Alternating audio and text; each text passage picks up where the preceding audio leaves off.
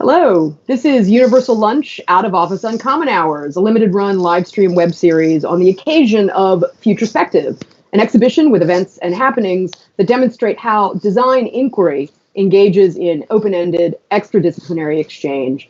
Futurespective runs through December 14th at the Institute for Contemporary Art at the Maine College of Art in Portland, Maine. I'm Gabrielle in Newark, New Jersey. And I'm Jimmy Liu in Austin, Texas. Futurespective asks a simple question. What does it mean to rethink the past in the present to point to the future? And each Thursday, for the duration of the exhibition, we have been gathering a diverse group of thinkers and makers to kick around answers to this question relative to design, culture, or anything else our guests want to discuss. Gabrielle, hello. Hello, Jimmy. How was your week? Pretty good. Hectic. We're trying to wrap up school before Thanksgiving break next week. Looking forward to that break. Yes, the break. Will it really be a break, or will it be you trying to catch up on all the things that you haven't gotten done because the semester has been so hectic?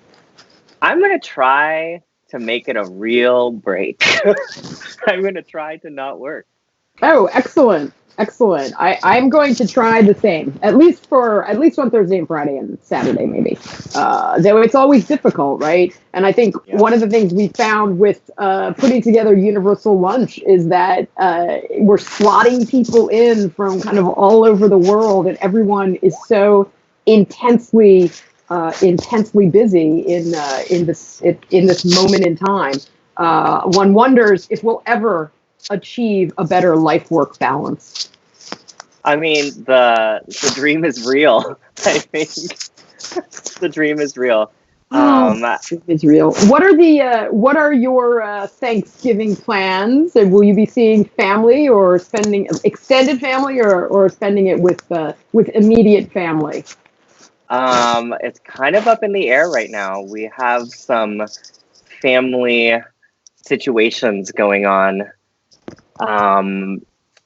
So we actually don't know where we're going to be. Yes, my partner's family is going through some family tragedies right now. Oh, I'm sorry to hear that. Well, hopefully you'll be able to all come together in some fashion to celebrate. It's a holiday I love, even though it's such a problematic political holiday. I love it because it is not religious. But it's so complicated given its origins in genocide and colonization, etc. But like a good American, I can compartmentalize all of that when it comes time to making pumpkin pies and pecan pies. Yes. So that's all. Yeah. That's all good. That's all good. I look forward to celebrating family, having family fights, and doing all the Thanksgiving things. Yes, all the Thanksgiving traditions. Well, I didn't grow up in a football household, so there will be no football happening in that context. But hopefully we will avoid all uncomfortable political discussions. I'm also looking forward to embrace them this year. You're looking forward to what? This year, I'm looking forward to embracing all the awkwardness. I'm like, bring it on, y'all. Let's have it. All right. Well, because, nothing says family like a bunch of awkward conversations over congealing gravy. What has your week looked like? My week has been busy as usual, having a late night catch up with one of my PhD students who was close to finishing her dissertation, so that was very exciting. And then yesterday, I gave a lecture in a small town about 25 miles west of New York City called Madison, New Jersey, as part of a program that I do. I've been appointed a public scholar in the humanities for the state, which sounds really fancy, but what it's really about is going to all of these different towns where they request you to come and speak at public libraries, at community centers, at JCCs, and talking to them about the built landscape of New Jersey. And sometimes people are into it because they just really groove on the towns where they're from. And sometimes they're into it because they actually just want to know more about why the world looks the way that it does. And so it's always great to just go out. It was at a library that was built in the late 60s.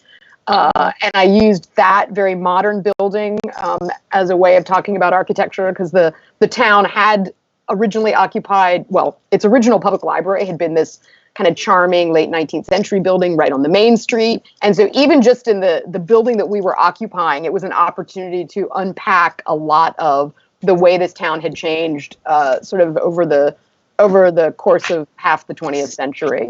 So it was good. And now that was last night. Then I got up and shifted to universal lunch mode.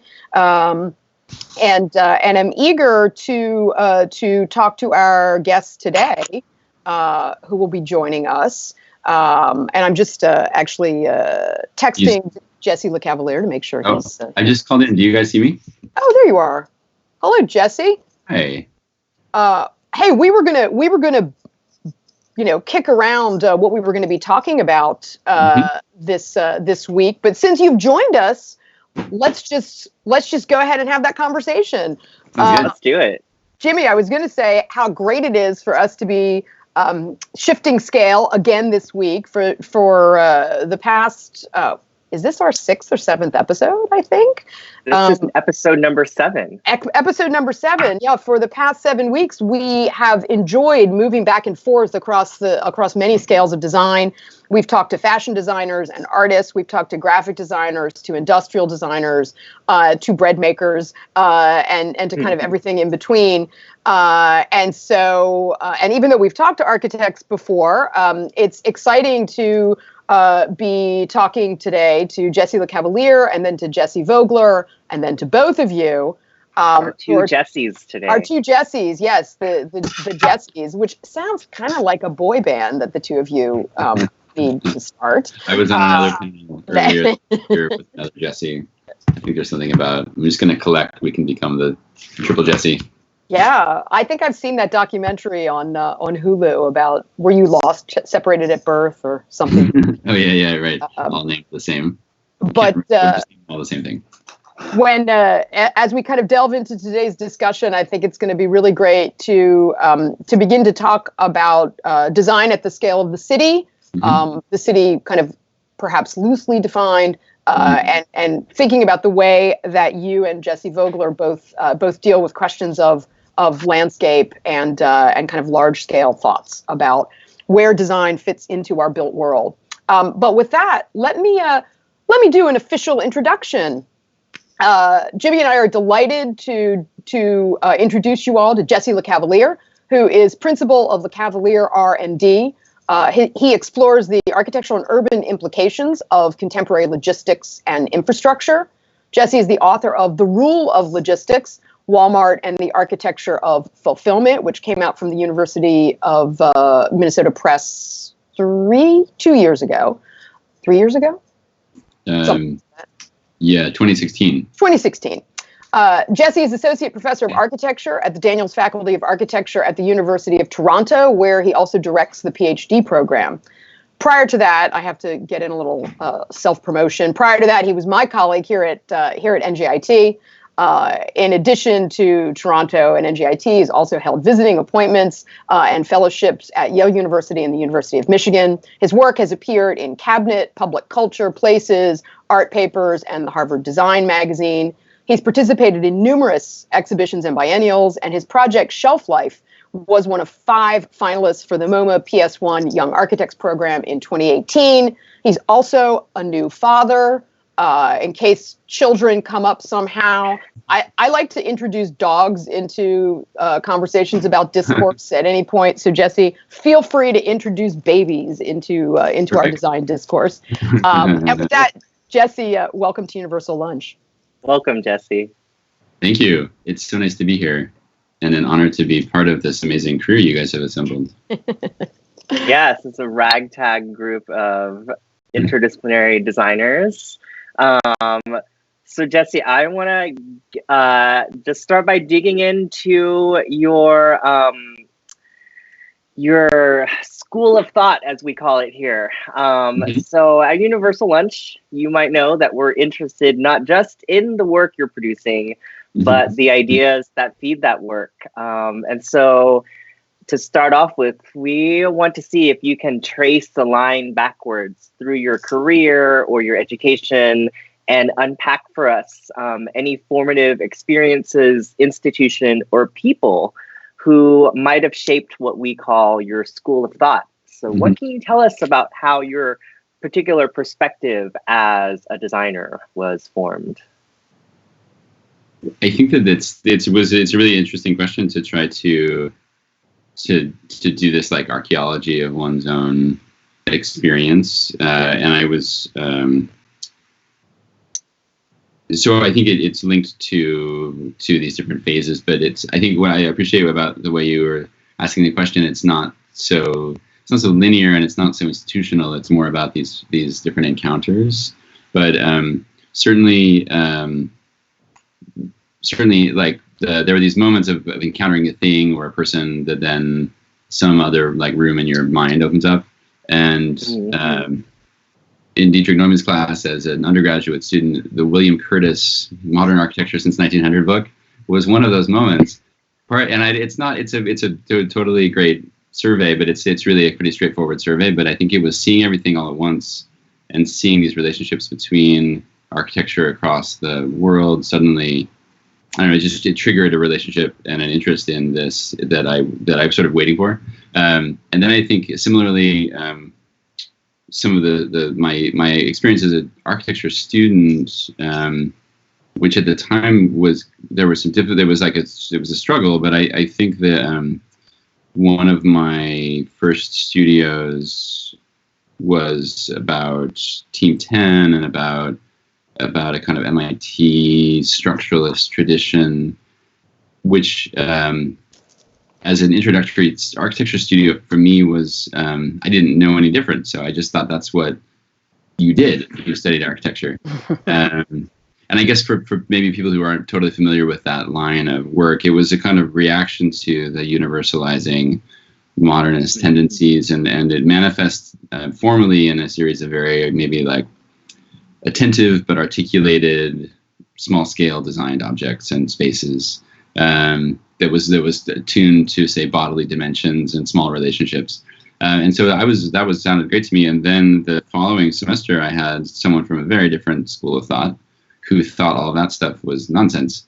And it was really productive to actually to first be totally indoctrinated and then be suddenly challenged by that indoctrination with a very powerful counter argument. So I think for me, that was a really unplanned but very beneficial arc to my own design education. Can you talk a little bit about what that counter argument sounded like?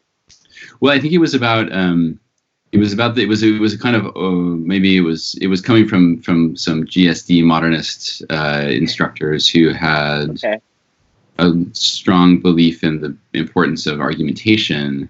And I think that, and so it was a kind of not the universalist or the kind of humanist approach of, say, the structuralist approach, but it was more about constructing one's own argument around a set of design intentions, and that's how you would drive something rather than somehow learning the rules and then applying them repeatedly. So it was for me a good combination to be challenged to think about that. And I think that became really a useful thing that I think about a lot, about how one sets up one's own argument, but also how to avoid it becoming a circular construction where if you set up your own argument, you can provide your own evidence, and so you're always right. But so how do you set it up so that you're challenging yourself, producing enough friction in a system that you're moving it forward? I mean, I could go on. There were a number of really influential moments. I mean, I think while at Berkeley, and maybe Jesse and I can talk about this more together, but the legacy of J.B. Jackson at Berkeley and Paul Groth and the kind of attention to the everyday landscape, the everyday cultural landscape, the everyday physical landscape, that was really, for me, very significant in a way to kind of have institutional permission to or not permission, but maybe institutional endorsement to say like it's actually really exciting to study barbed wire. It's really exciting to try to understand where a telephone pole comes from, because these are the things that make up our daily life that are designed and have an intentionality to them and have consequences. And for me, that was a really energizing set of positions that I think was a relief from the idea of the architect as a kind of author of an object, but to think about the architect as someone who might be involved with the scale of the landscape. And I think then shortly after that, I think I saw Keller Easterling lecture for the first time, and I think she was like in an orange jumpsuit and was describing tomato production at this sort of crazy scale in Spain, and that was this kind of like other moment of like the light shining on me, being like, oh my God, this is a whole other world. And I will say that your co-host here has been a very significant influence on my own work as well. And I was very lucky to be your colleague for the years that I was. And so that was a very significant moment. Oh, well, that's very generous of you. I was fascinated by the arc that you just traced. William Curtis's architecture since 1900 is in some ways now, 30 years maybe after its first edition. It seems like a very almost old-fashioned survey. Right. And yet, if one looks back at it, even with a critical eye, one realizes that it was an attempt to introduce ideas of modernism outside of the conventional boundaries of Northern Europe and North America. In a very intentional way. I would hardly call it a kind of global survey, but it certainly began to break open conventional narratives about modernist architecture. That's right. And yet it's still for the most part was focused on the idea of the building, right? Architecture was this thing produced by the building. So it's so interesting to hear you talk about the importance of that at, say, undergrad. In a course with a kind of brilliant architectural historian who himself also began to look at Dietrich. This was at Brown, of course, and Dietrich started looking at the little parts connected to modernism, right? Well, what if I investigate glass blocks? Like we know that that the modernist architects use that. So it's interesting to think about moving from the building to then being influenced by Team 10, particularly where we think of Peter and Alison Smithson in the 60s. Very famously clipping stuff out of magazines and being drawn to what we might think of as everyday culture, and then, of course, producing a series of projects that really were architecture as media. And I wonder to what extent that notion of the difference of objects and architecture and its representations played a critical part also in how you think about what is architecture. I think that's a really that's a really nice set of things to be thinking about around different ways that we make a case for what architecture is and how it could be developed or manipulated. And I think that I love thinking about that, the range of sources. So like the Smithson's looking into the kind of disposable media of popular culture, and I think that's certainly. I think that this is like a really nice way of summarizing it. And I think for me, the underpinning a lot of what were formative moments in my development, I think were those moments where the question of what architecture is or was destabilized. Like I have a really influential studio, which was taught by Sarah Graham and Marc Angelil at Berkeley, was about infrastructure, and our site was a retention basin in the Los Angeles Valley, or in the greater Los Angeles area. And that was really, that was one of those things as a student when you were like, wait, what? You can do that? Like you can have your site can be a big dam? Like what does that even mean? And so that was really exciting to then go to the site. It was all quarries and this kind of totally engineered landscape. And I think that provoked a lot of questions about what the architectural object might be, and then I think for me that's continued on into my own research about logistics and infrastructure, and the case study of the book, which is Walmart, has continued to undermine the status of the architectural object. And a lot of what that organization does with its buildings is to understand them not at all as buildings, but really as these interfaces, as these pieces of their bigger network. And so I think that they obviously don't have a kind of self-consciousness around that, but I think when you see how they use it, how they use what we would think of as buildings in this whole other way, I think one can start to see this relationship to that. And I think that's, for me, one of the questions that I have as a designer is what to do with that understanding, like how to kind of redirect that, if at all, or you know, to what extent can that become can that inform one's own practice, or is that something to avoid altogether? I have a question for both of you. I'm kind of interested in this question for architects because I can only think about it in terms of my own field of graphic design. But I think there's always a tendency for graphic designers as they mature into understanding their career and their field to begin to think of, you know, their discipline within an expanded field. And so can you both kind of speak to that tendency within architecture to be operating within an expanded field, and how, what happens when you start, like, because it seems like a pivotal moment for you to begin to like see, oh, it's not just the building, but it can be, it's, you know, it's connected to all these other things. Like, how does that happen? And also what do you do with that once your field of vision is like like yeah, how do you grapple with that as architects, or how have architects grappled with that? I will defer to my guest to give his perspective. I think, no, it's a great question, and I think that it's one that's important to monitor around the sort of deliberateness of it. I mean, I think that there's an approach that says, you know, one does one's work and then tries to sort of analyze it. I mean, I think about Rosalind Krauss's essay about sculpture in the expanded field, which was her way of sort of processing all of this stuff that was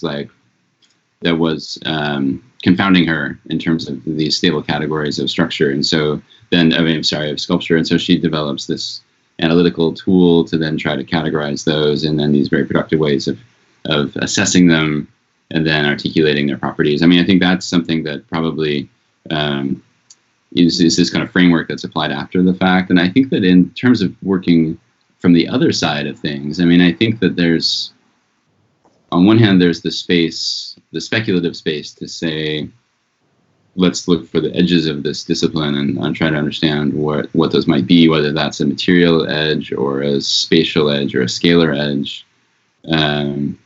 or, you know, perimeter, I guess. How do we push at that perimeter?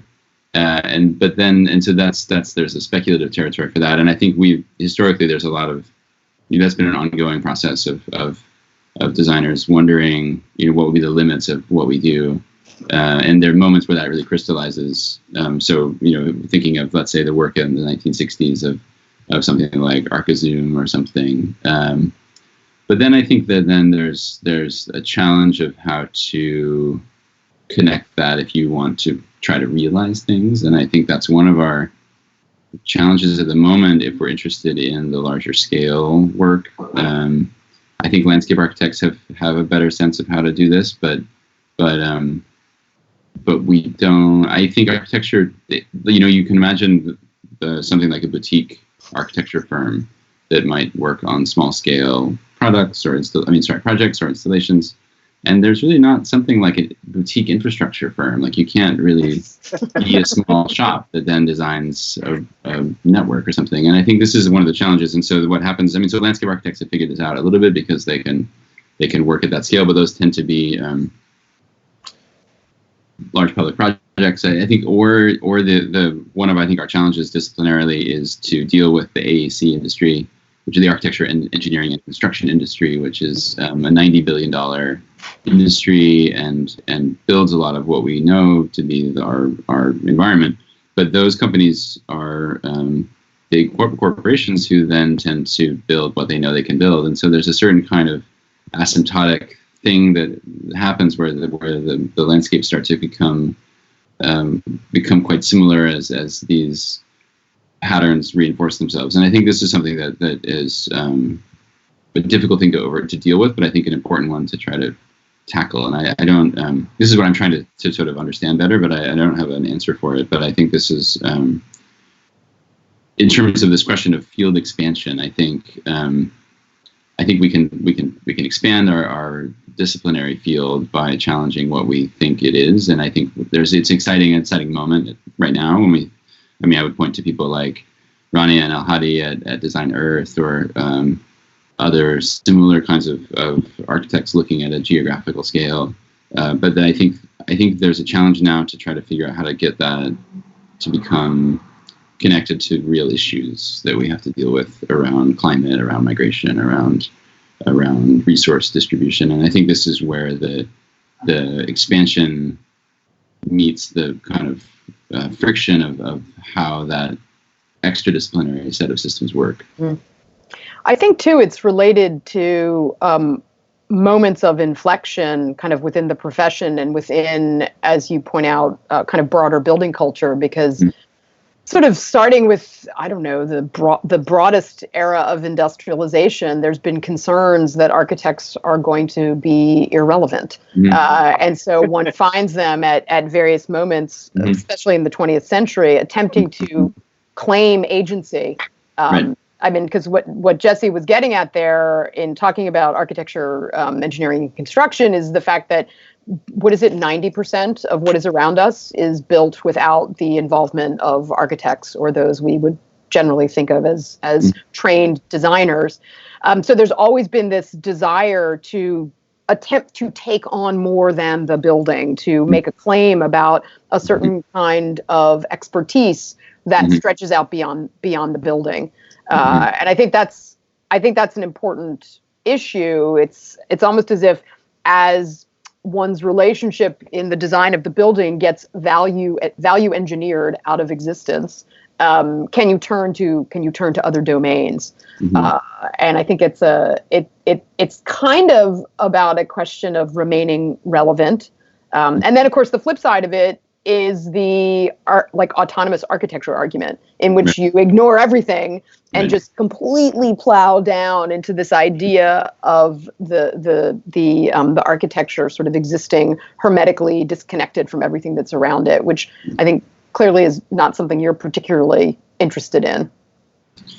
No, but I also am not. I'm also not promoting like an abandonment of disciplinary concerns, and I think that I guess I find the binary to be needless. Like, I don't think one has to make a choice between a contingent or autonomous approach. I think you can, so I think if one were to recast this as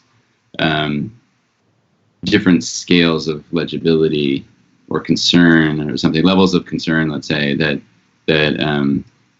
for one audience there could be something meaningful, but then for a more specialized audience there would be also something meaningful, and that one, I don't think one has to give up on those things. And so I think I like thinking about that that Eames, I guess I should have had it printed so I could hold it up on the screen, but that there's an Eames diagram that if listeners at home can easily Google, but it's an Eames diagram explaining what any project should be. And I like it as a kind of model where they say, they make a Venn diagram basically of the public, the client, and the architect. And they say that any project should satisfy the needs of all three of those things. And I think we can extend that maybe to say not so much let's say the public and the architect and the client, and then we might add, or we might expand within architecture like a disciplinary concern or representational concern. But I think that that's useful to think about. And I guess for me, some of my work doesn't have a client expressly. So I try to think of any given project as satisfying, engaging some kind of public issue, but also engaging an architectural question, and also engaging a representational question. So that there's a question about how we represent what we're doing. There's a question that would be of interest to architects, but maybe more specialized. And then there's a question that would be interesting to a broader public. And I think that the kind of polarization makes for like lively debates, but I think it also doesn't. I have the sense that it's a needless polarization that we don't have to sort of stake that claim in such a binary way. And I think that the autonomy position, I think, will become kind of self-contained to the point of retreat. And I think that that's not what we need now. Mm-hmm. I think it's been interesting to monitor some of the discussions around the Green New Deal. The architectural lobby has had a good voice here for that, and they point out, I think rightly, the kind of links to the original New Deal around the CCC and the WPA and the kind of authorlessness of some of those projects, and how that actually could be a positive outcome here to think about our own relationship to, say, authorial identity or client-based work. And they pose the question, like, is client-based work really like something that architects should be pursuing, because it becomes this luxurious, it's really a luxury, to have that at that level. So I think this is one of the other challenges. Mm-hmm. I think I would have to push back on the notion that a lot of that New Deal work is not authored. I think it's explicitly authored. It's just that we romanticize the labor of it, and in our romanticizing of the labor that produced a kind of recreational infrastructure in the national parks or what have you, or the post offices or whatnot, we tend to focus. I mean, it's one of the rare moments in the history of architecture and building that we actually focus on the labor rather than on the designer. Because I think that's right. No, thank you for the clarification. I think what their rhetorical use for that is to kind of challenge the current moment of seeking authorial fame, let's say now, and to say that, what about more collective models of production that might foreground the labor of it rather than the design. But yeah, of course, that's an important clarification. Thank you. We had good. We had a question we were going to ask about your kind of educational path, but I think maybe let's put that on hold. And Jimmy, why don't you? We were talking about binaries a month ago. Why don't you jump in? So I have a question about, you are a thinker and a maker, and your work kind of exists on a continuum of design, writing, and research. Our conversation is making me think of, how do you situate yourself within the larger design spheres, which might include the academy and the profession?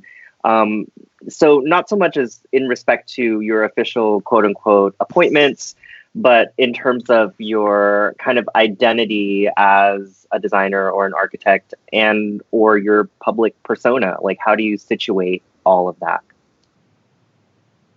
I'm continue to try to answer that question to myself. I think, of course. Yeah. It's as we all do. What's that? As we all do. Right. Yeah. But I think it's important to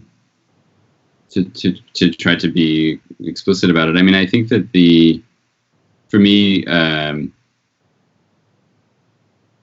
part of it is to try to see it as this continuum, that there's to sort of assert a model of work that connects the three together. I'm very lucky to have institutional support. So I do work, but right now it's linked to my academic appointments, and I think that so from a certain point of view, most of the work, or through grant structures and things like that. So I'm in the process of looking for ways to make the practice more like a more independent branch of what I do. Right now, my work is connected to what I do as a professor. Even though I see it as an independent body of work, conceptually, it's of course supported by what I've been very lucky to have as a academic position. I'm trying to find ways to create more space for that other work, and that means the difficult work that practitioners have to do, which is to make a case for the value of what they're doing to other people at different scales. And I think that question of value. And the design value is one that's sort of perpetual or perennial, and so for me, one of the challenges that I've been facing is, but I'm excited about with it, is to how to describe what I do in a way that would be of value to people who might otherwise be known as like clients, and I think that's something that I'm in the process of still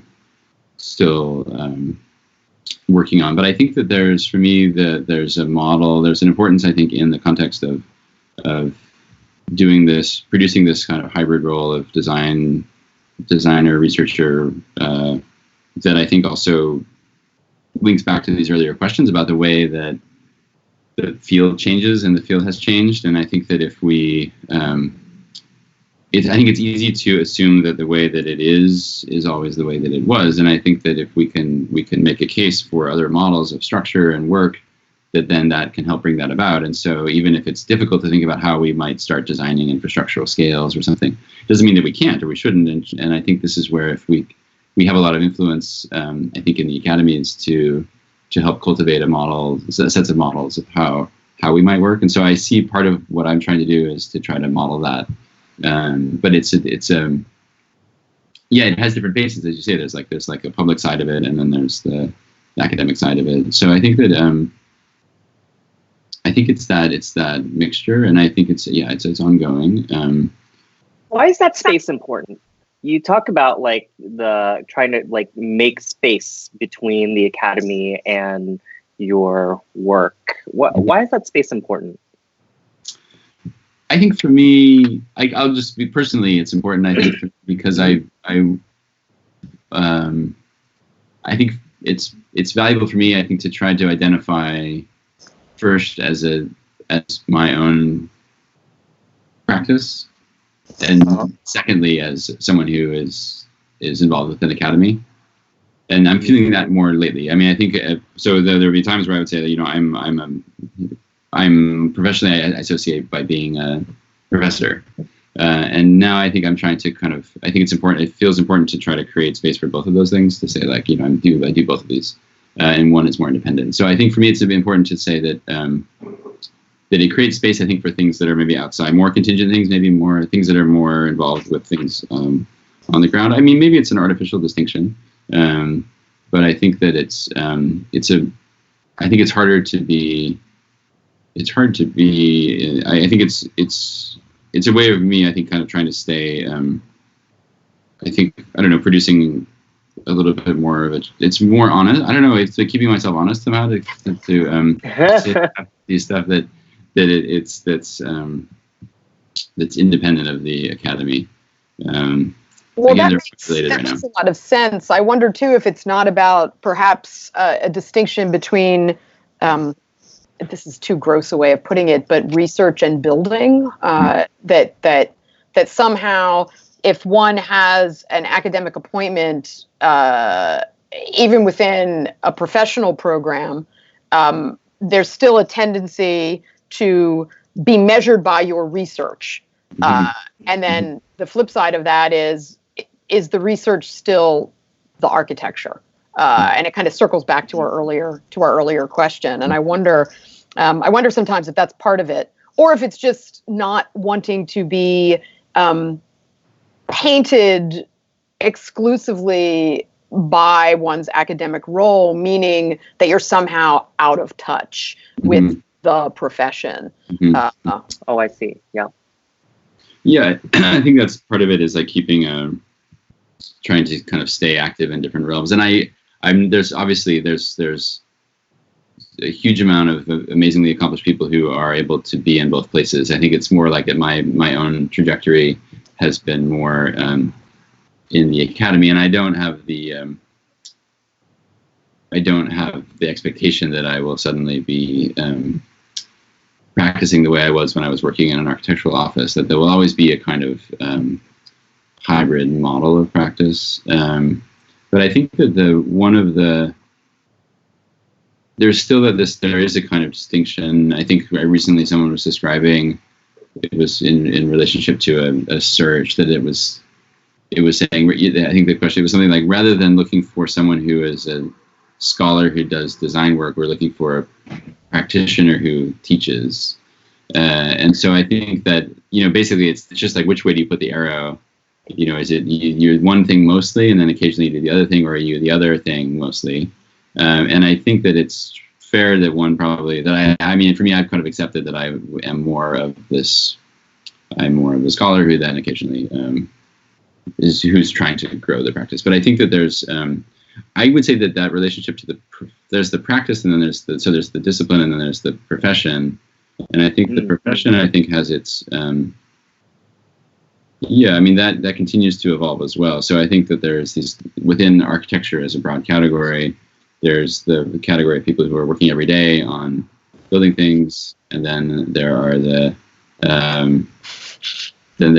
people who are theorizing what directions this is going in.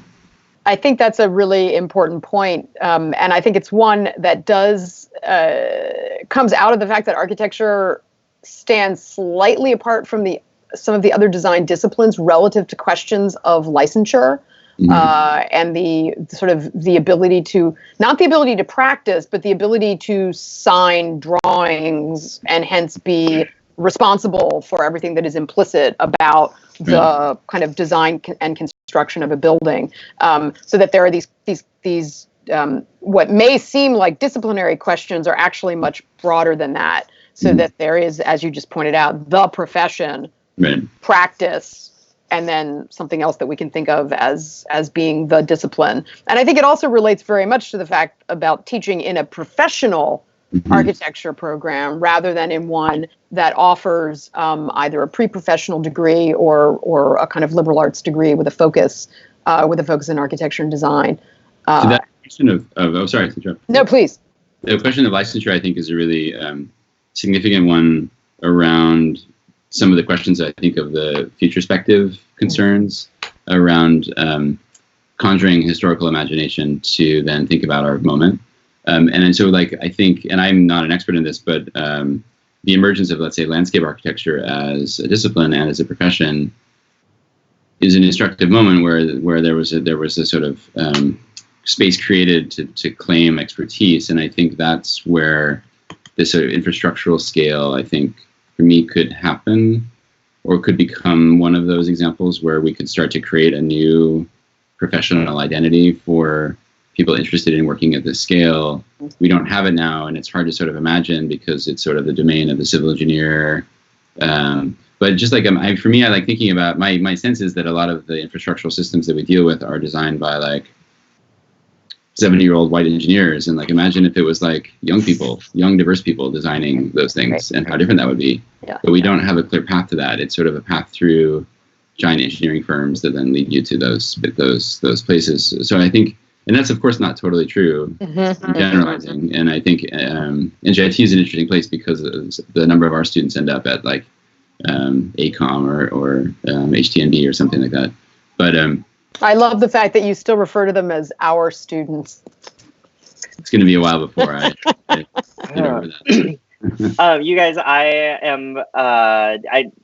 it's interesting to hear your discussion about how problematic the professionalization of the discipline has been for architecture, because from the outside, as a graphic designer looking at architecture, which has, a rich history of, just discourse and professionalization. I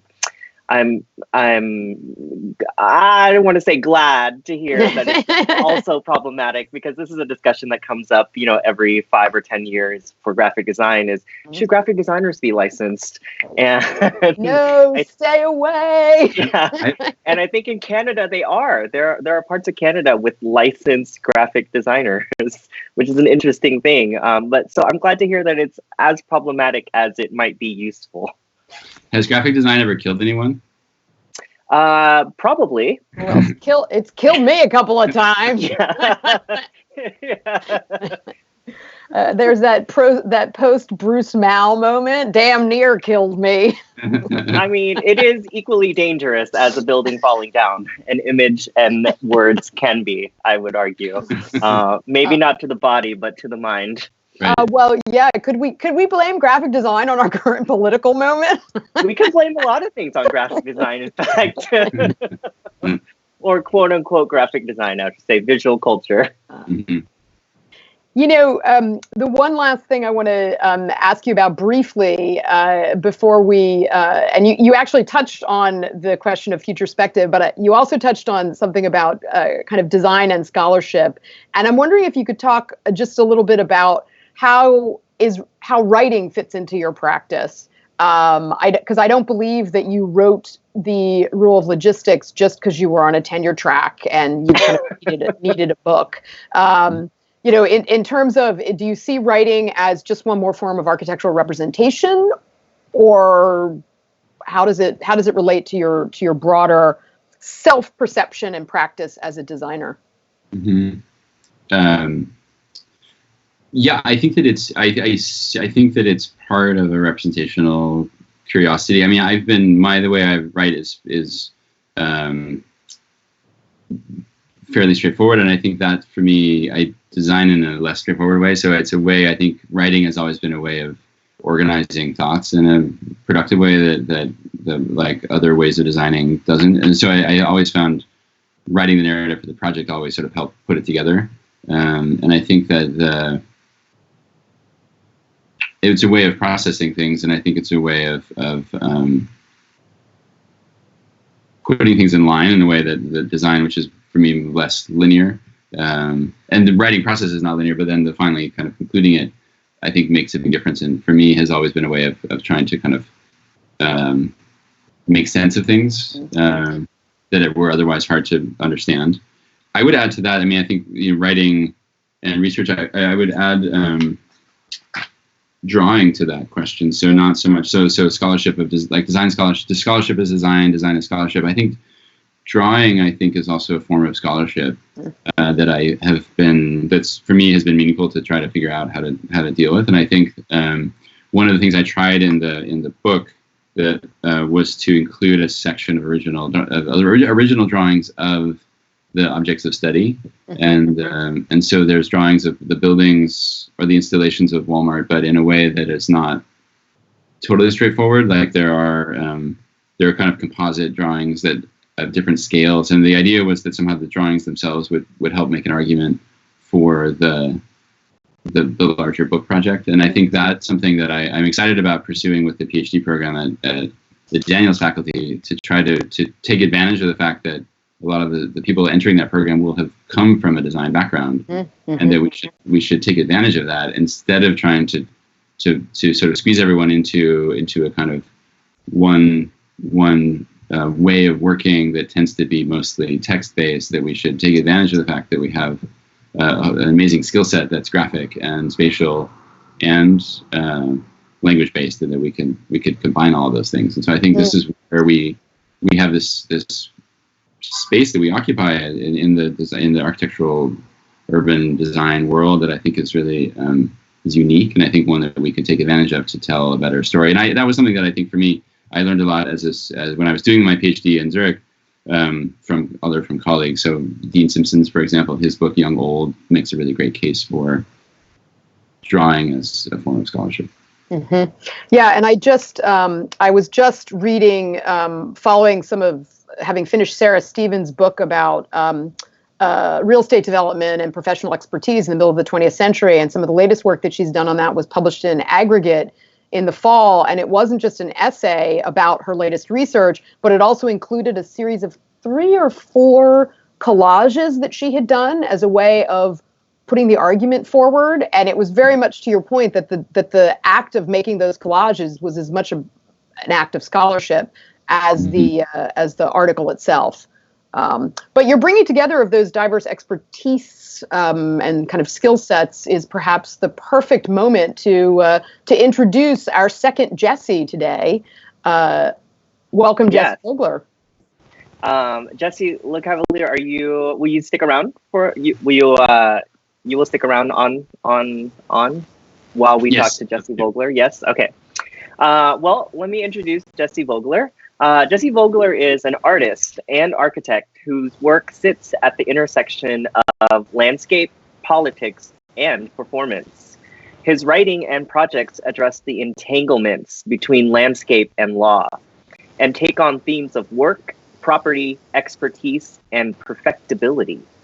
Jessie is McDowell Fellow and Fulbright Scholar, and he is a land surveyor, founding partner of Isthmus Group Landscape Architects, and co-director of the Institute of Marking and Measuring. Jessie teaches across landscape, architecture, art, and urbanism, and he is currently based in Georgia, the country, where he is professor and head of a new architecture program at the Free University of Tbilisi. Jesse, welcome. Welcome. Hi, everyone. Yeah, we're so happy that you could join us despite our multiple time zones.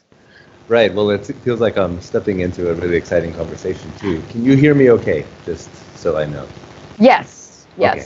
There's a little bit of buzz, but I think it's okay. Yeah, you're a little staticky, but I think we can make you out.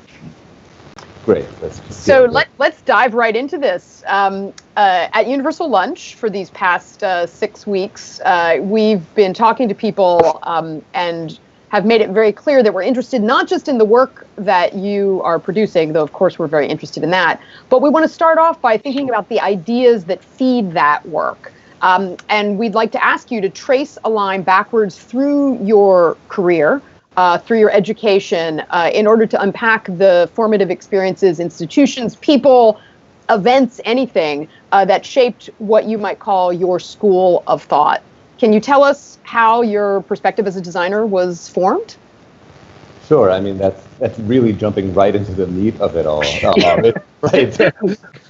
We're not playing around here. Waste no time. This is serious. I mean, I guess like one approach would be to start chronologically and walk backwards, which might make the most sense, but I guess I would maybe prefer to jump backwards and then move forwards a little bit. I think it would just sort of like help sort of set the stage a bit, because growing up, I worked as a land surveyor, and that's, this, as you read in the bio. And if I'm really honest with myself and with, sort of this kind of question, so much comes down to those days as, maybe a 4 or 5-year-old kid all the way up through graduate school, working as a land surveyor. The practice of land surveying is, again, one of these kind of forgotten disciplines within the architectural discipline in particular. It serves this incredible sort of like hinge between the drawn artifacts and the built artifacts. And really the work of a land surveyor is translating those to scale, from a scaled drawing to a real drawing. And so that was so much of what, in some ways, before I was even thinking about architecture, that's what I was doing, was sort of like acting as this translator. Now, at the time, and still, even when I survey with my family now, that's not how it feels always, because you're in the field, you're talking to people, you're the one still element in a sort of moving universe. And with that, a sort of whole social relationship starts to form, right? Where, people ask what you're doing. You learn how to communicate intent. You learn how to communicate with, both the designers and the contractors and everybody else on the job site, and then the neighbors as well.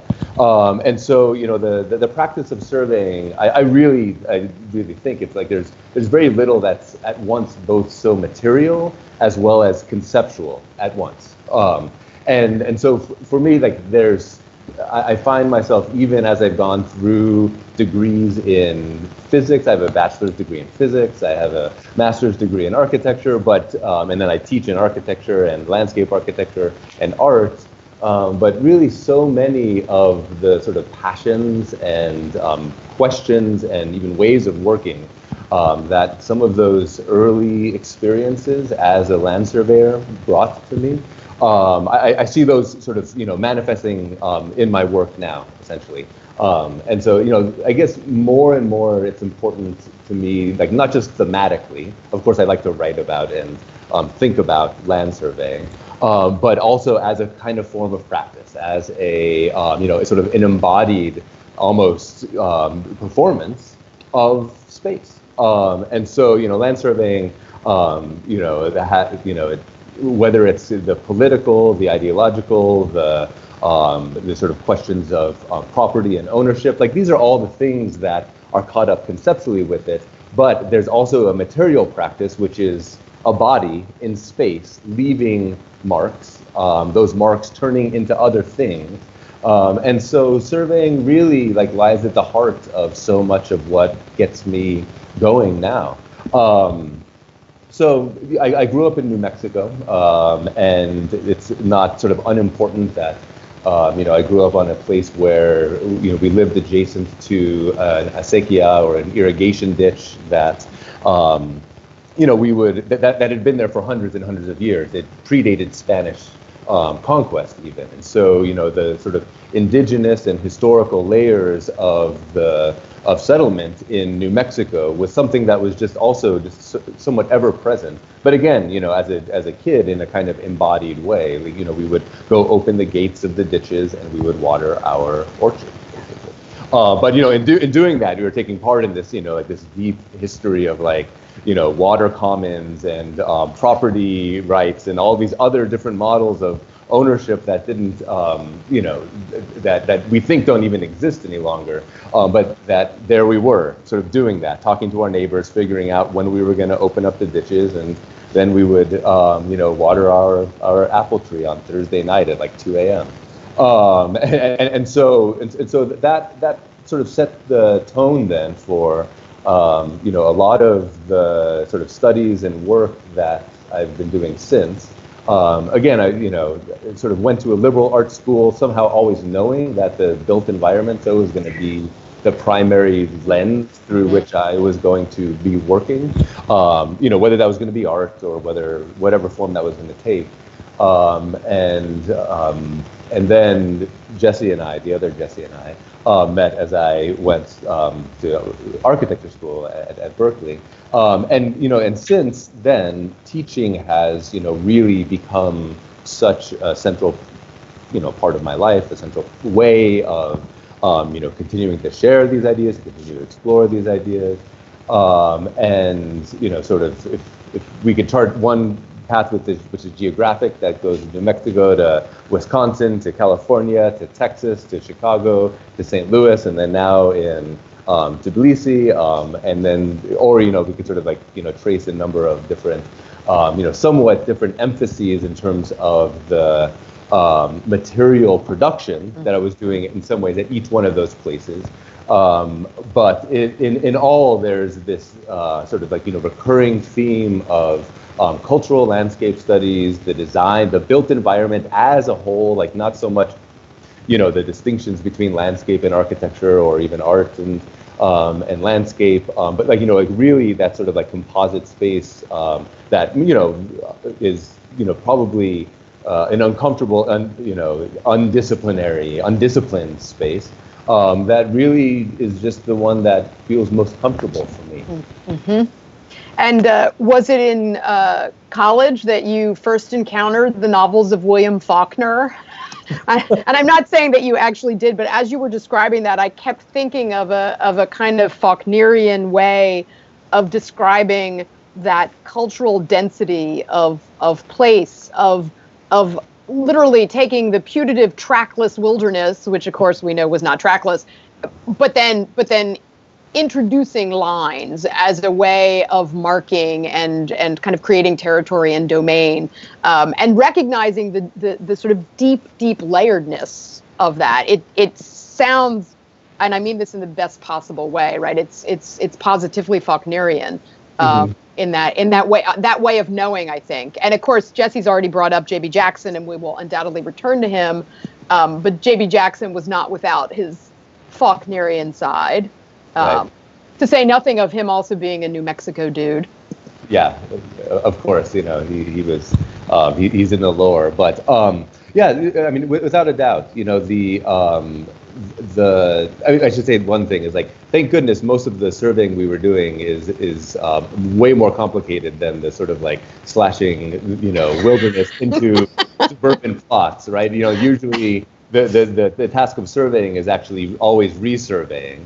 And part of, the sort of unspoken work of a surveyor is actually returning to archives. I mean, and these are really boring archives that are actually, sitting in county courthouses and other people's, sort of like family collections as well. But, that sort of the work of the surveyor is always sort of like building this chain in history. Like, there's no, certainly not in my generation, there's no, sort of like survey, leading to settlement, right? There's subdivision, and there's, and there's resurveys, and dependent and independent resurveys, but there's certainly no sort of mythical moment of sort of like the pure survey.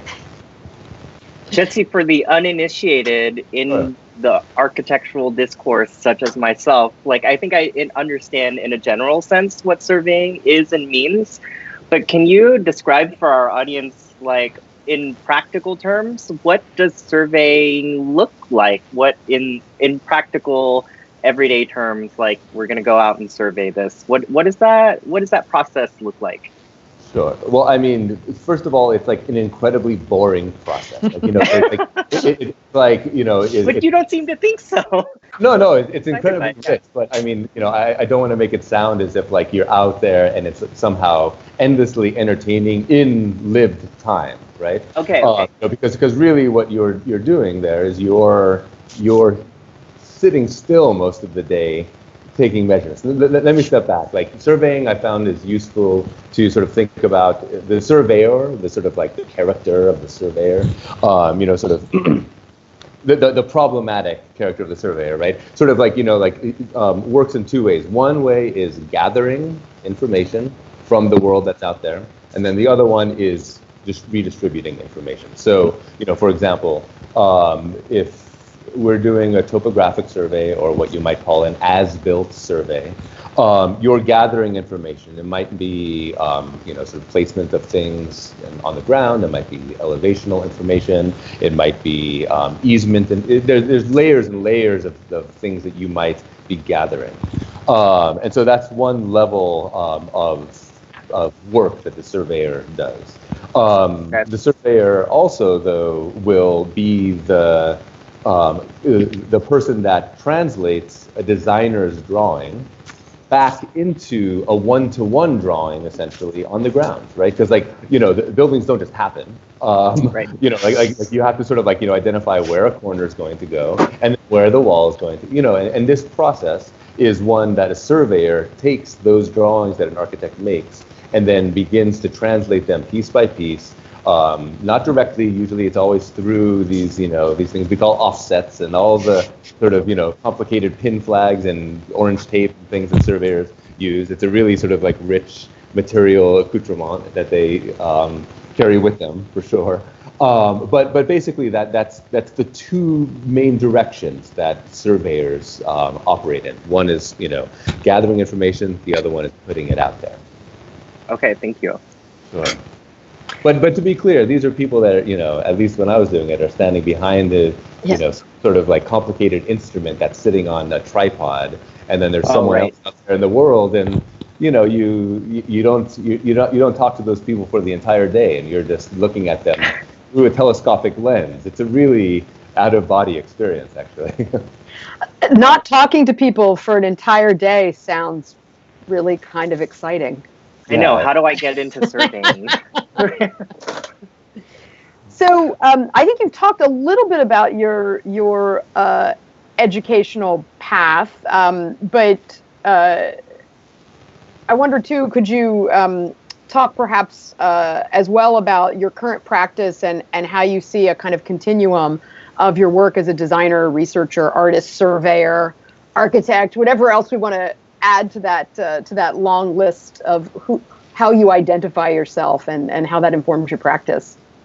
Sure. Well, again, I went to school for architecture, just to be 100% clear about that. And even there was a bit, and part of it was being at Berkeley in the early 2000s. We didn't really have a home. We were sort of floating around these barracks that were sort of like the stand-in for Worcester while it was being retrofitted for the next big one. And so, like, even as I was studying architecture, there was a little bit of a questioning for me about sort of what is practice going to look like for me. And at the time, I was beginning to identify, I guess, I don't know how else to put it, models, people, practices around the world that, in some ways carried a little kernel of an idea about how design could be practiced otherwise. And at least, I don't know you, Jimmy, unfortunately, but, the other folks on the screen are two people that, at the time were people that sort of provided these little case studies and how, like I would mediate my own work in conversation with people like you, Gabrielle, and of course, quite Jesse. Fabulous ones, I would argue. Yeah. And I just feel, over the years, sort of like identifying some of these modes of practice, and then getting a chance to work with individuals, it really taught me so much. And every one of those encounters, really sort of have been these sort of pivots to maybe, if not fully change a way of working, to make me feel a lot more comfortable that what I'm doing is actually something that, even though it doesn't fit into a disciplinary sort of category, is something that is worthwhile, that I feel has some kind of shareability, some currency that is shareable, that usually a discipline gives us that kind of container to sort of pass around. But the built environment just sort of, feels like a luxurious enough discipline to where, if you can articulate your questions and interests well, then you can find ways of addressing them. And that always, I guess, is one thing that felt pretty clear to me, was that given the range of possible ways of, say, working with the information or working with the topics, say, just the topic that I was interested in, that straight architecture just was not going to be the only way that I would want to address those issues or those themes. And so, the practice, my practice really now sits in trying to just find these ways of, I guess, getting closer to some of these questions that I ask. And those, honestly, I don't really bother myself too much with sort of like disciplinary definitions around that. I really try to hold on as tightly as I can to the question. And if that question means writing paper, if that at the moment is the most, whether it's efficient or just like within the arc of a bigger project, the most sort of like appropriate way to learn more about something or to get closer to it, then writing a paper will be what I will do, right? If it's making an installation in a gallery, then that's what I will do. But I guess for me, it's always sort of like always also trying to, in some ways, invent these appropriate or perhaps inappropriate forms of addressing the question and the theme. And so, like, I guess, even though the thematics are actually quite disparate, for me, there's a real continuity in that mode of questioning, I guess.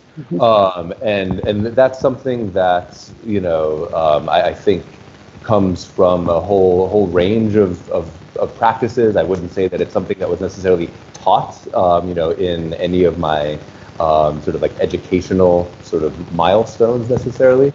But it certainly found its way in the architectural experience that I had in studios and in sort of like allied classes.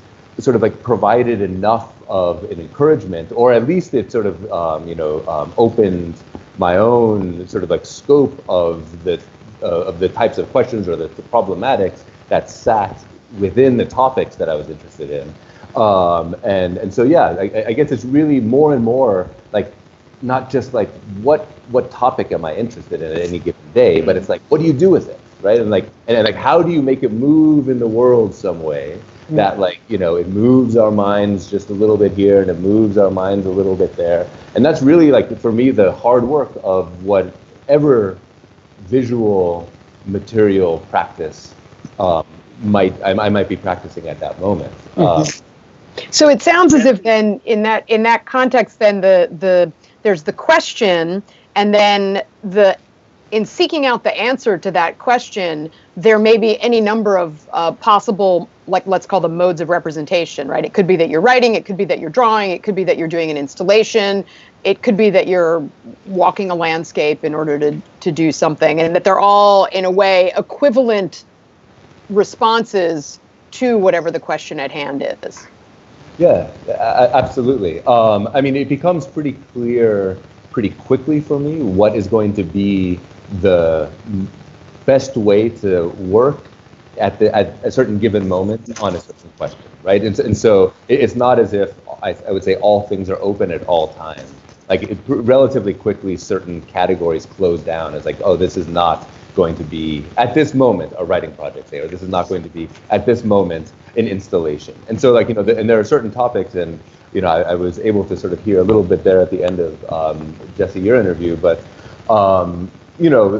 many projects, most projects I would say, do begin for me with a sort of like hybrid form of writing, where I'm trying to just like work through the language of why it is that something gets stuck in my brain, right? And the more it bothers me and the more it gets stuck in there, the more I sort of like try to find a way into it. Part of it also then begins to segue into questions of audience, which have really animated a lot of my work, especially in St. Louis. It sort of felt as though, how one might build publics around different kinds of work began to be a sort of like really sort of strong organizing sort of aspect of the work that I was doing at Washington University.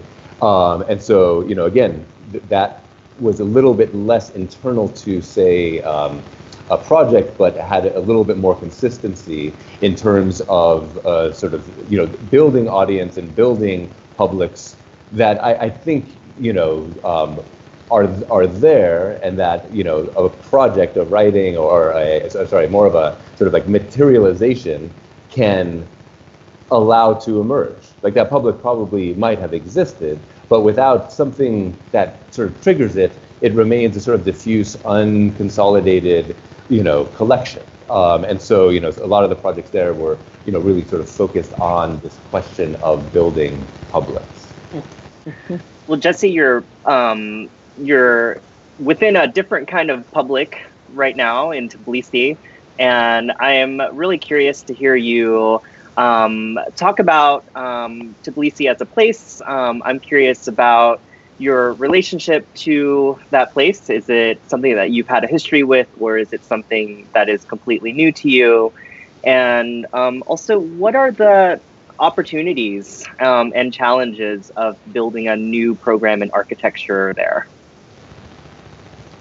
I guess I should say that after a whole long, whatever it was, 10 minutes of describing how undisciplinary my practice is, right? So here I am as a new head of a architecture institute, which is like actually very intentionally a very focused and serious architecture school, right? And it's it's pulling again from teaching experiences at Berkeley, in Texas, in Chicago, and sort of trying to put together what I think is really needed here right now, which is a really responsible architecture school, right? Like the city is endlessly fascinating. So like my experience here, it began about 5 years ago. A then collaborator and friend, Sarah Coles, and I, and now business partner and the Isthmus Landscape Architecture Office, we did a competition here for the rehabilitation of a quarry.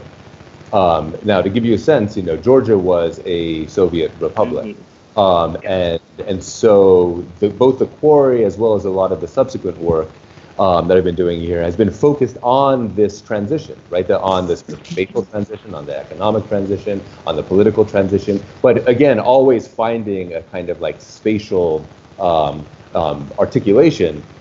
And so the Quarry project was enough to sort of introduce me to the city. It also introduced me to an incredible group of people here who I'm still friends and collaborators with. But really things got started a year later when I was a Fulbright scholar back in Georgia.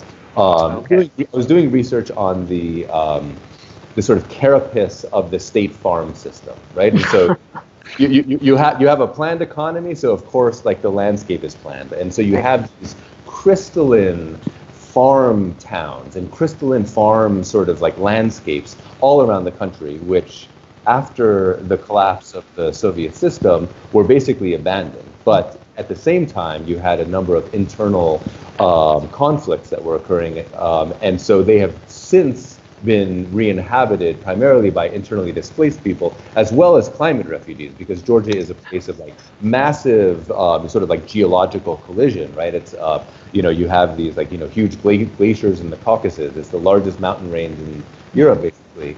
And so basically, the state farm system has sort of served as a ready-made town.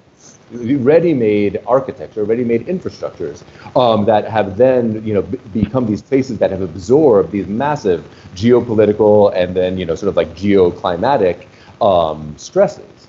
And so, anyways, back to the real question, which is that that research. I was hosted by the Free University of Tbilisi, and you have a little bit of a responsibility to your host institution as a Fulbrighter. No, really, just a little bit, actually. And so, basically, they had a brand new, at that time, art program, brand new art school, visual art and design school.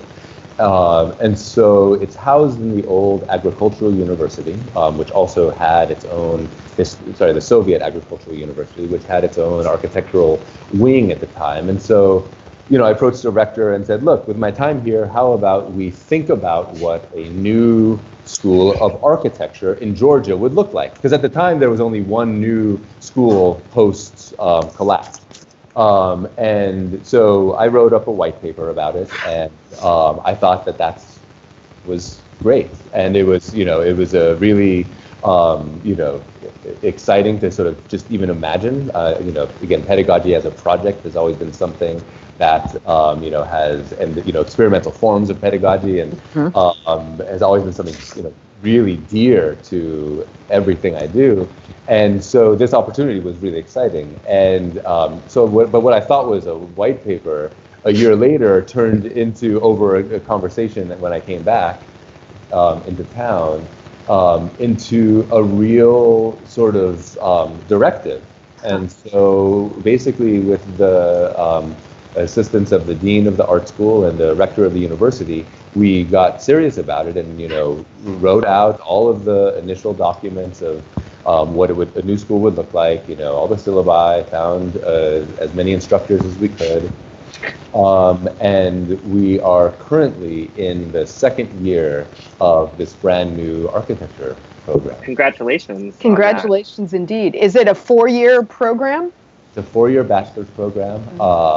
Possibly we'll be adding a couple master's programs. Hopefully by the time our first cohort makes it all the way through, so that we have an option here. It really landed in a place where the sort of architectural, pedagogical histories or institutions were in a state of collapse.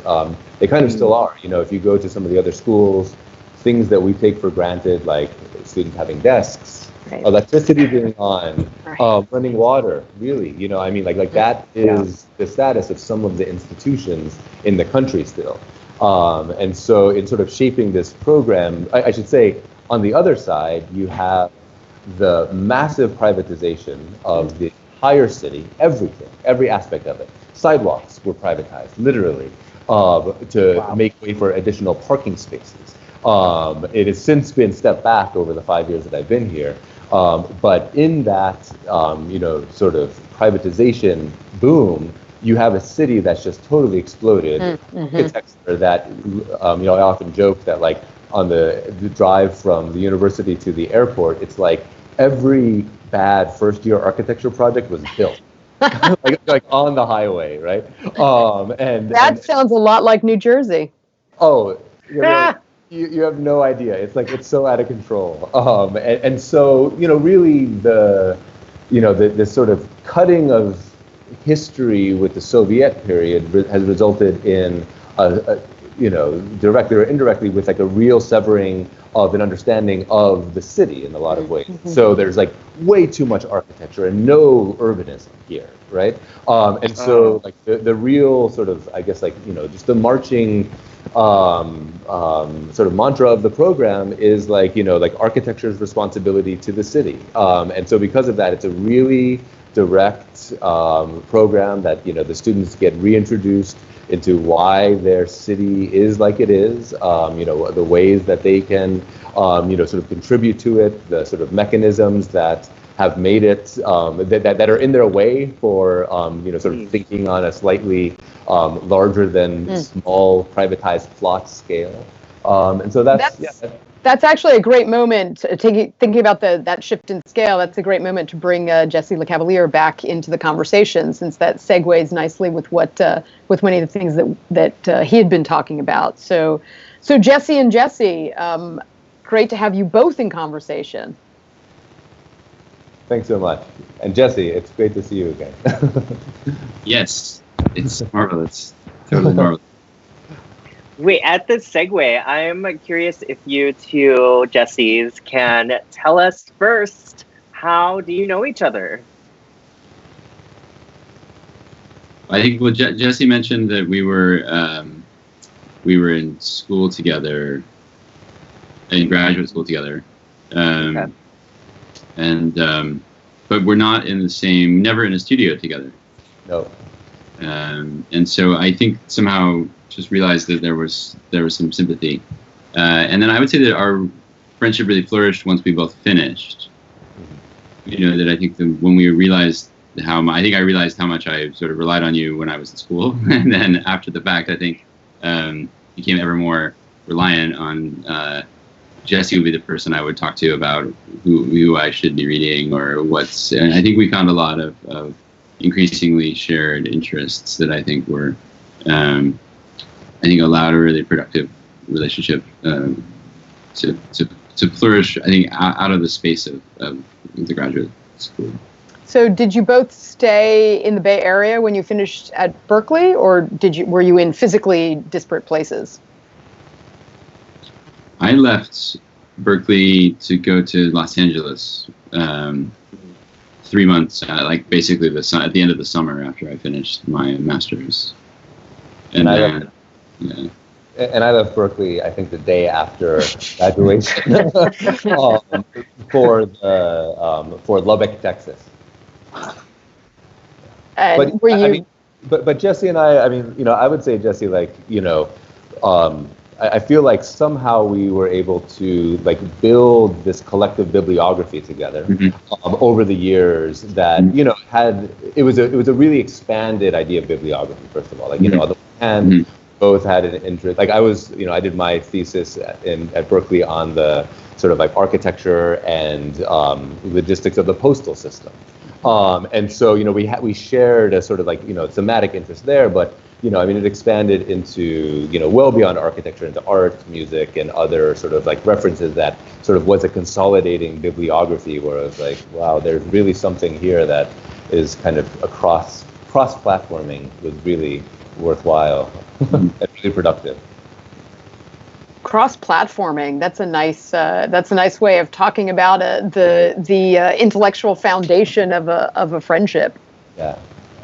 And what happened to that collective biography? Does it exist in the cloud somewhere, or bibliography, I should say? That bibliography, at least for me, sort of exists in. I mean, it's certainly it's a metaphor. It's not ML. standards or Chicago manual style. I mean, no, it's way more of a sort of this collective set of references. But boy, there's a project in there. There certainly is, actually, but as of yet, it just makes its way into these conversations in particular. But it was always like, I think for me, that notion of the kind of cross-platform, like rich bibliography, I think it was always really a pleasure to either host Jesse or visit Jesse wherever he was living or where I was living. So I think we both knew that we would be able to show each other things that we knew the other person would be really excited about. So I remember visiting you in Lubbock, and you knew that I would just go crazy for like the cotton infrastructure, for example. Or when you came to visit me in Switzerland, I knew you would go crazy for seeing the some of the kind of strange parts of like train infrastructure in the city, for example. So those kinds of things were like, there was this kind of just like a certainty about this like shared enthusiasm for this material that let that thing expand. Have you visited other Jesse and? You always up the ante in a great way, though, too, which made it fun, right? I mean, it was a way to just be like, all right, like Jesse's coming to town. We're going to look at the sewer system. It's time to dig really deep. Jesse L, have you been to Tbilisi yet to visit Jesse V? I'm dying to go. I have not yet, but I'm dying to figure out a way to do it, and I'm hoping with the new. The Toronto platform, there might be a way to activate that. So I'm really excited to figure that out, but I haven't yet. Jesse V, what will you do? What would the itinerary be should Jesse L visit? Can you give us a preview? Wow. And on the spot, like, what kind of weird things would you take him to visit?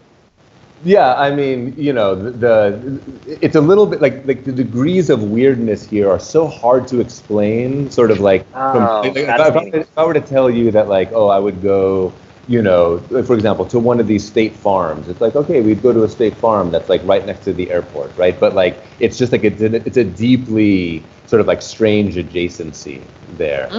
But it would certainly involve, some special wine. And probably involve a few cable cars that used to sort of like connect these these high points across the city. But there are some platforms actually that we're developing here.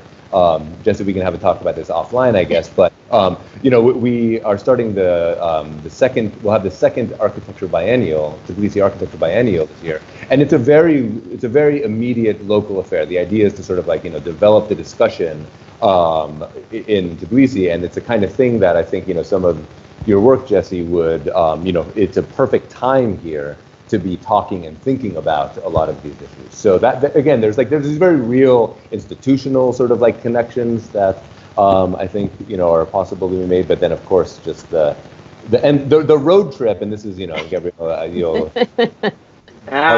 you've always been such a total touchstone for me. Like the road trip is my medium of choice. So we would go on a road trip. But I think that like I really like the way you're describing this, Jesse, because it's in a way a kind of methodological description. I mean, in a way, I think as I'm thinking about this PhD program at Toronto, this is, I think, what I would like it to become, and it's that sort of sense of like, if I describe this, it will sound boring, but trust me, it will be amazing. And I think that sort of process of leading someone along these steps to then discover some underlying aspect of the logic of organization, and that then like ripples outward. I mean, I think this is what for me has always been the stuff that I found so exciting to encounter, and then that I've then also been trying to kind of cultivate in the students I've worked with, and also pursue in my own work. And it's that sense of that sort of this thing that is like right in front of you, but then you look at it from a certain point of view, and then suddenly all this other stuff snaps into place that then sort of prevents you from seeing it the same afterward. Right. There's a kind of expeditionary quality. Mm-hmm. Right. But it does not necessarily require a literal expedition, right? I mean, it requires a little bit of an unknown, I think. A little bit of openness to that. The road trip can be a road trip, on foot. It doesn't necessarily in the car, right? In fact, it may not even leave the apartment, but somehow there's something about that mode of encounter that like allows for something to catch and then to deepen through, conversation with others, that the road trip does capture though. Can I ask Jesse Vogler, when you went to Lubbock, that was to engage somehow with land arts of the American West? No, that I was there prior to Chris. Okay. Being there. I left in December of whatever year it was, and he arrived in January of whatever the next year was. And so I know that the project, never having really worked within it, is mostly doing I was a 24-year-old teacher, I was a child. And trying to sort of like find my way through in what ended up being a very sort of like kindred spirit to land arts. So both of you have been hinting at something that we're interested in talking about, which is notions about space and scale and definitions of architecture, occupying territory, both for yourselves and your own practices, but then in a kind of broader cultural way. Can you maybe answer that by starting with how would you describe the territory that your work occupies? And that can be physical or intellectual or speculative.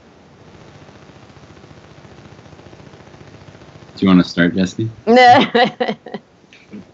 You want to start, Jesse? You could, Jesse LeCavalier, you could say that my work occupies the territory of the Meadowlands if you wanted to. I mean, you could start it as it's the lowest hanging fruit is locational, right?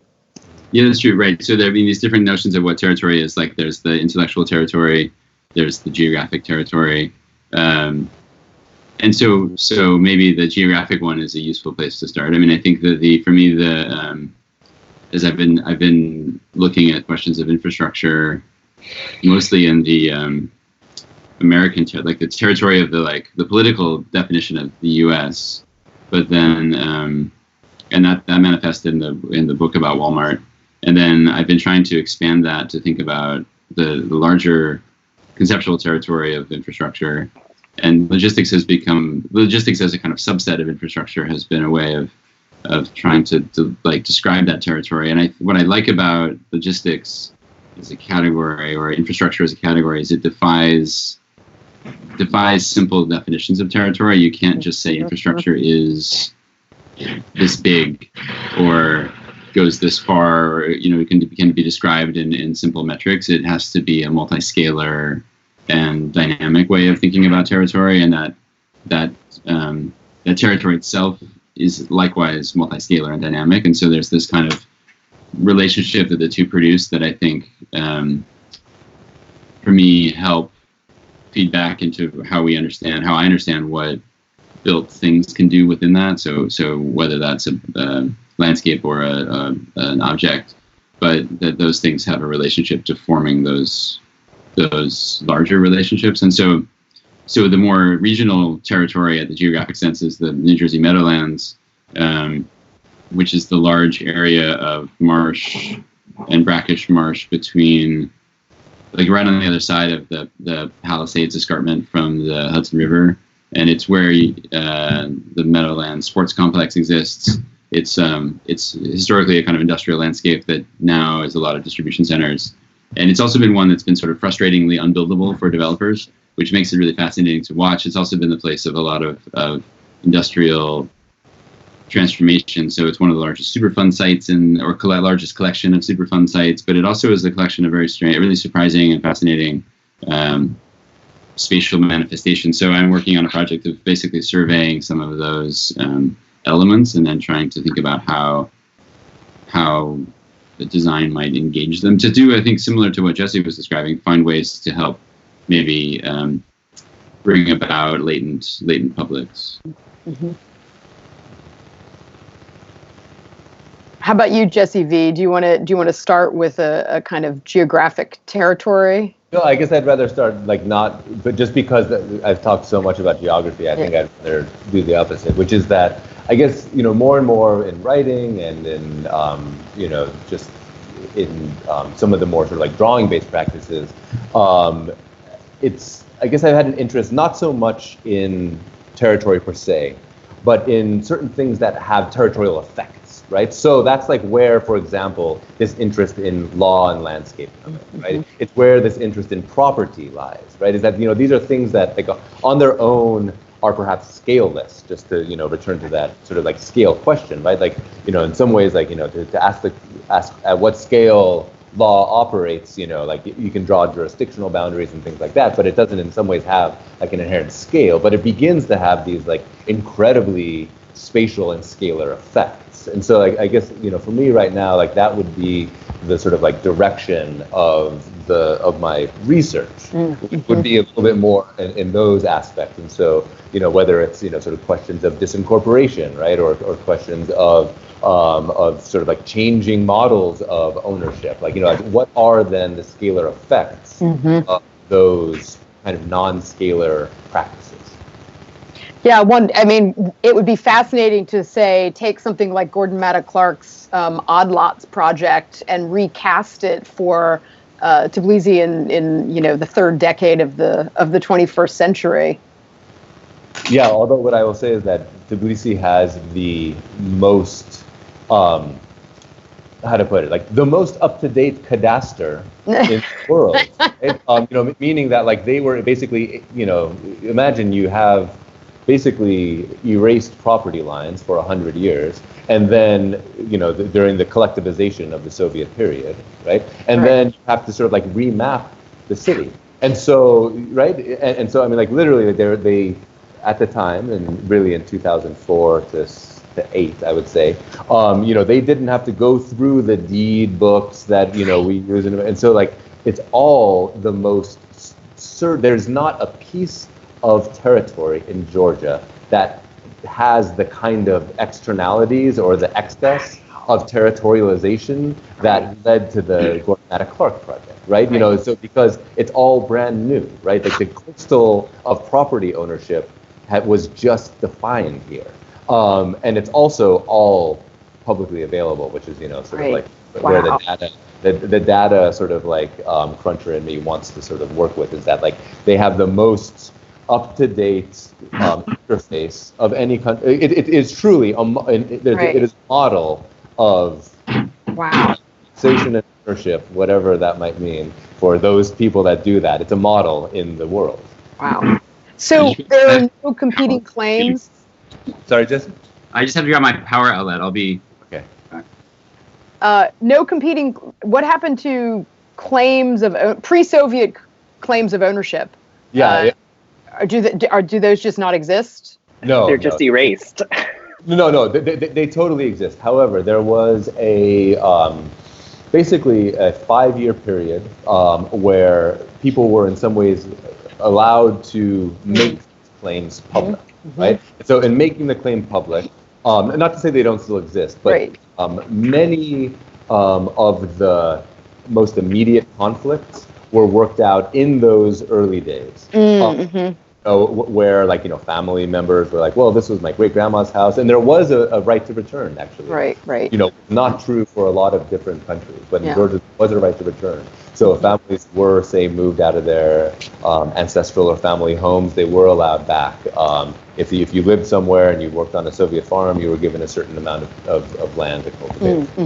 But in general, there are many overlapping claims, but those end up being a little bit less around sort of like survey questions and more just like fundamental occupation questions, like who has the right to live in this floor or in this flat, and so they don't articulate themselves in territorial ways as much as they do through just like basic ownership questions.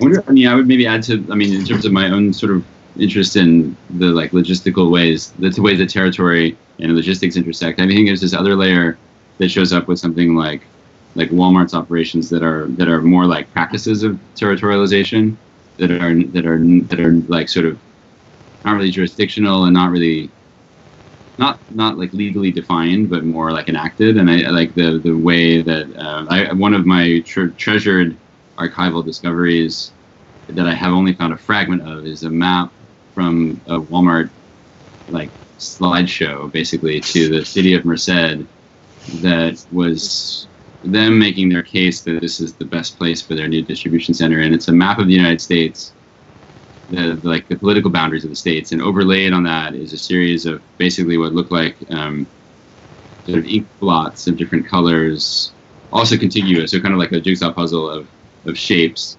And in the center of each of those, or the centroid of each of those, is a black dot, which is a distribution center. And those shapes are describing Walmart's understanding of their territory as this temporal spatial system of reach. And those are always changing. And so those things don't have a kind of, the boundary is made by someone in the real estate office, but it's not like a boundary you could ever find, but it's a boundary that supersedes both the kind of topographic and the political. But it's basically enacted through the instrument of the building itself, and then the implied road network. So I think for me that I really love what Jesse's describing about all these different ways that things have territorial effects, and I think that imagination becomes really, I think, crucial for our own political understanding of what it means to be involved with the built environment. Yeah, so many mind-blowing issues here. I'm trying to think maybe we should just move on to our next question, Jimmy.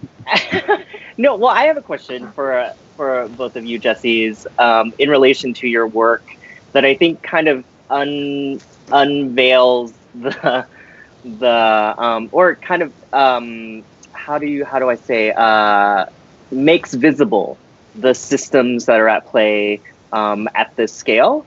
What do you think what do you hope are the effects of making these systems visible, not just to architects, other architects, but also potentially to the communities that are affected by these systems? Like, I mean, I think it's like when Jesse L was talking about that Walmart map, I mean, that is so, I think people would be shocked to see how they are, how Walmart is approaching the use of land and how they understand space. So can you, either of you or both of you, talk about what the intended or unintended consequences of making visible these systems?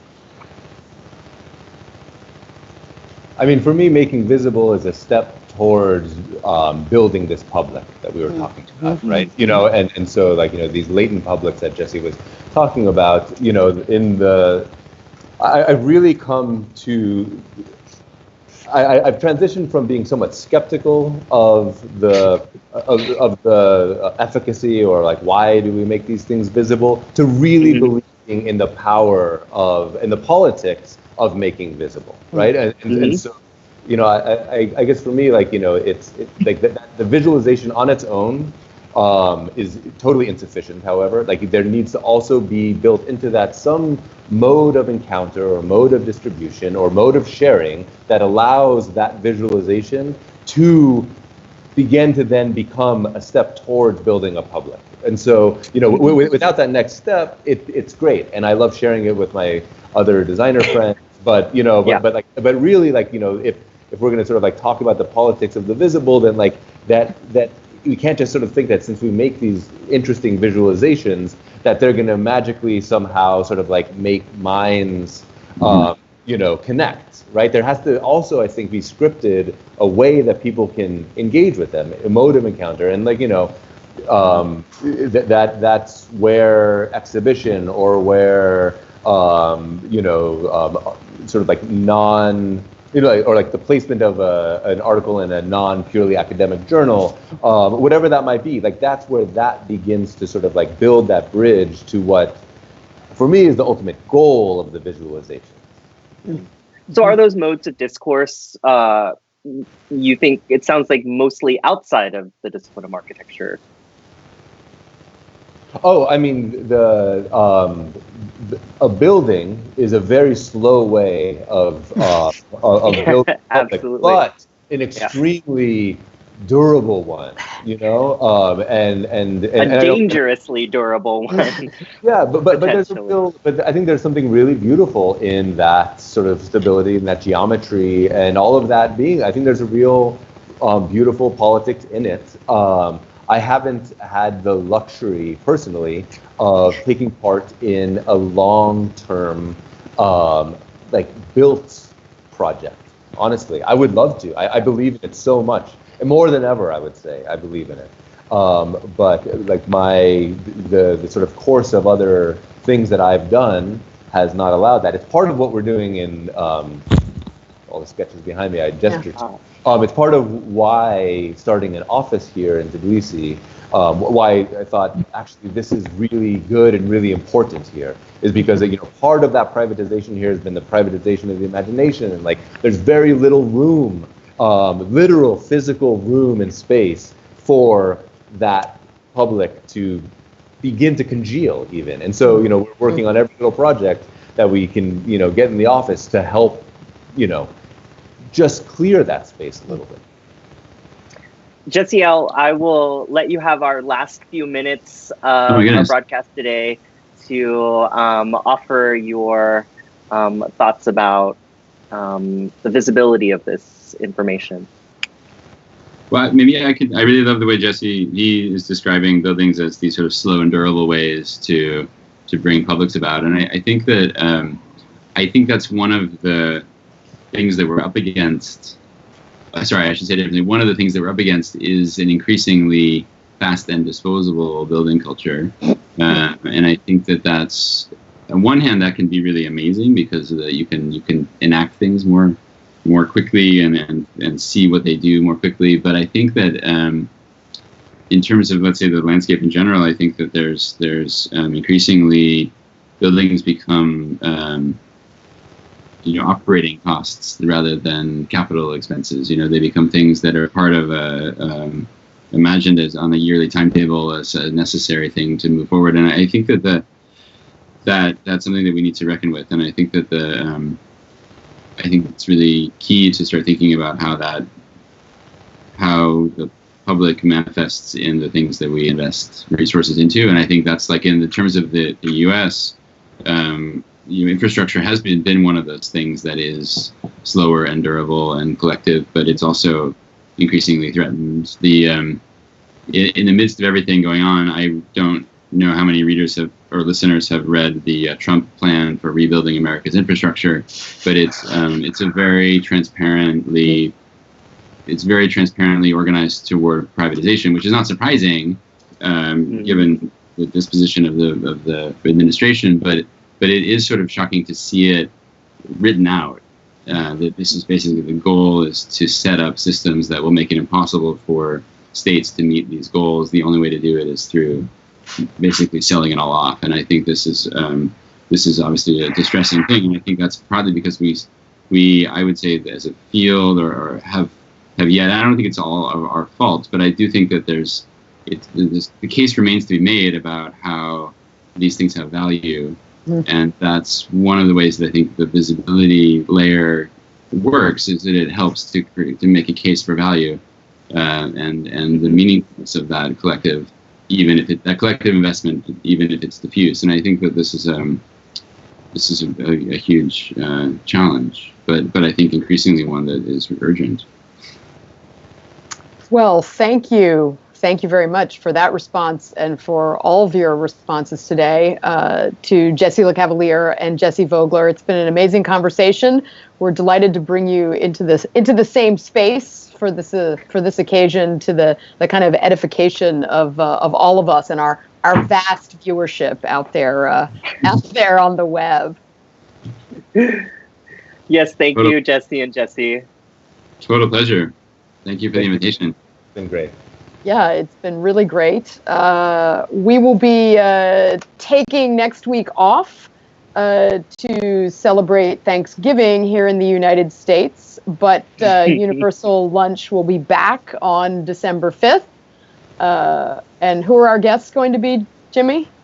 Our guests will be Lucinda Hitchcock, who is a graphic designer and educator at RISD, and Mohammed El Sahad, architect, historian, and design curator.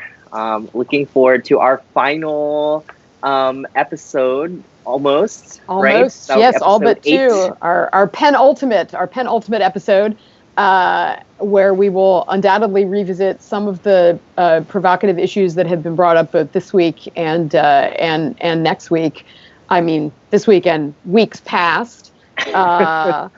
I have to say right before we go, this is once again, we've had an amazing conversation that has kind of ranged not only across the globe, but across disciplines, across questions of pedagogy and methodology, tensions between research and practice. It's almost going to be a shame for us to stop doing this, because it's kind of what we all believed getting into questions of design and research were really going to be about. Once again, just a nice reminder of how valuable these conversations are. We've got to, like Jesse would say, make a case for value. That's it. Make a case for value. And on that note, I'm Gabrielle Esperdy in Newark, New Jersey.